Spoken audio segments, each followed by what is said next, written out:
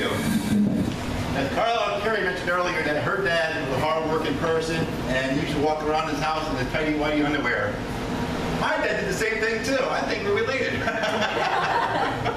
had the same color hair, he had the same figure going on. You know, hey, you know, you never know. Same figure? Well, you know, haircut too. Bad body. That's the haircut. Anyway, so, and Tommy McGuire said he's a junior. I'm a junior also.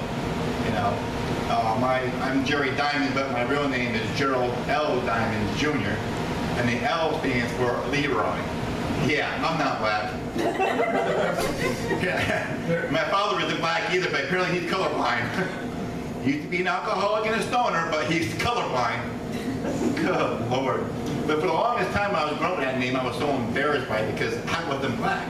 I got picked up by being called Jerry. I mean, Jerry, Jerry, Scary, Harry, Jerry. You know, it was.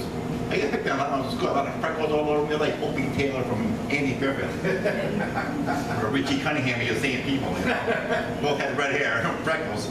Take the nuts on Jerry. And I'm the oldest of 5 brothers. And you know, when you have the name Junior, like myself, you're supposed to carry that name on. You know, like your father. Like you're supposed to be big and strong. My dad was a big, strong guy. He worked hard. He still works. He's 69 years old. He works every single day of his life. You know, you break a bone, you carry it back up again and keep on walking. This guy, I'm a wimp. I had to start crying. I had to go to my dad. Every time I get picked up by a kid in school, I go to my dad. I want to go to that school, kick that kid's ass. No, Dad, you can't do that. You can't do that. Just give me some advice. Learn how to fight. Learn how to fight. And there was this one time I made my dad cry. I know. Some of disappointments. And so there was this kid in school who was bullying me in 6th grade. And he kept pushing me, pushing me. I'm the kind of guy, I'm a lover, not a fighter. I don't like to fight. I think fight is ridiculous. I think it's uncalled for. I don't like to get broken bones. I like the bones, you know. I don't like to walk around with my bones hanging all over the place. It's not healthy for me. So then I told my dad, this kid came up to me and pushed me around. And he pushed me out of my chair and jumped on my back 5 times and beat the hell out of me and punched my back. I just got up, I hit him one time and knocked him out. I broke his nose, his glasses, and I knocked him out. And I didn't get in trouble. Because this kid, I had a whole school was like, Jerry can hit somebody like that? Because they always see me, I was a wimp. Because I didn't ever fight anybody, I always ran away. But when I hit that kid, I felt good. I knocked his ass out.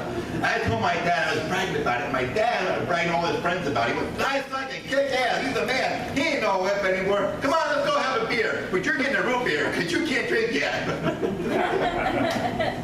Oh my God. But I am also a father. I'm a father of my 2 daughters over there, Michelle Marie and Amy Elizabeth. This was with them when they were younger. They were babies. Oh, I know. This is them when they were babies. I'm adopted. That's okay. See, same thing in my family, so I know where she's coming from with that. I used to do the same shit, so she's cut out of my ass. But, you know, as a father, you learn a lot about things. When I was growing up with my brothers there, we just learned how to, you know, cut wood. I know girls in my family. And all we just cut wood, we used to be able to kick ass and do whatever we wanted to do. You know, we ride dirt bikes and climb trees and do crazy shit. You can't do that with girls. You gotta sit and watch Strawberry Shortcake, you know, Sesame Street and shit like that, and play dressed up and Barbies and all that. I don't look good in the bra. I see myself in one of them. It doesn't look good on me.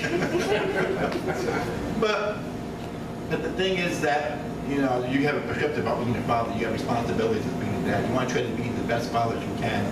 You want to be able to, you know, show conditional love to your children. You know what I'm saying? That you're got to be the role model for your children. And so far, I'm not doing a good job of that. But I grew up with, well, I said, all brothers. That we didn't have any time to go, you know, do things. My dad worked all the time. He never spent any time with us kids because he worked all the time. And there's my grandfather who passed away about almost 10 years ago. His name was also Gerald. There was 3 Geralds. They were all like 20 years apart. Myself, my dad, and my grandfather. My dad was never funny in the family. My grandfather was the funniest one in the family, and I got my sense of humor from my grandfather. He's proud of me. And but my dad always wanted us to be, you know, the best we can be. You know, he was in the foster home when he grew up. He grew up with two brothers and a sister, and they all went in foster care years ago. And you know, when my dad got married the first time, when myself and my brother, our mother left me and my brother when we were babies. I was a year old, he was 6 months. Now, we could have the chance to go into a home, but my dad didn't do that. My dad didn't do it at all. He fought every day, he worked every day, he had our relatives watch us, and they kept on watching us and kept us going to homes. So, and I thank him for that every single day. Because he went through a hardship growing up. He dropped out of school in 9th grade to take care of his brothers and stuff. Back then, things were really hard. But again, I'm the oldest of 5 brothers. I graduated. All my brothers didn't graduate, but me, I'm the only one that graduated high school. Because I had to prove a point that I was going to be better than that. You know, you do work hard, but working hard also costs us a price, you know, because you end up losing your family because you're more dedicated working on your job and then you are taking care of your family. And there's nothing more important than taking care of your family. Your family is your number one responsibility. And I made the promise to myself that if I ever had kids someday, I'd be to take time for my kids and do things for my kids. You know what I mean? I love my dad dearly, but I did track when I was growing up. He never went to any of my track meets. Anything that was involved in school or after school stuff, he was never involved because he had to work all the time. So I didn't get involved with after school activities until I got my license because, you know, I worked hard, I worked in the farm too with my dad and everything. But when I got to a certain age, when I got my license, which he helped me get my license, so I was proud of him doing that. It took me 3 fucking times, but I got it. He didn't let me we're gonna get it right, he says. but the thing is that he didn't give up on me. And I'm gonna be the same way with my kids. I'm gonna give up my kids, you know, and I do what I can do with my kids. I'm not a perfect father, I'm never gonna be, you know, we're human. But I try to do the best I can for my kids. And I spend time with them. We watch TV together. We go places together. My dad thinks that we gotta have money. No, you gotta have money to take your kids places. You can just be with them, let them know you love them, play games, do something with them. You know, spend time with them. And I did that with them when they were growing up. And of course, you know, their mother and I got divorced when my youngest one was a baby. And but you know, when I get them, I did what I could do to take care of them, let them know I loved them, and spend time with them. We did things, you know. And that's the most important part. Tell me that you love them and spend time with them. And that's the most important thing you do. Because money isn't everything. You can work hard all your life. And what do you get out of it? Nothing. You don't get nothing out of it. You have to, you know, but when you have a family and get kids, you got to show them what it's all about, what the real world is all about. It's okay to be a hard-working person. Don't get me wrong. You can be a hard-working person, but also you got a responsibility as a father to take care of your children and let them know you love them and you're there for them.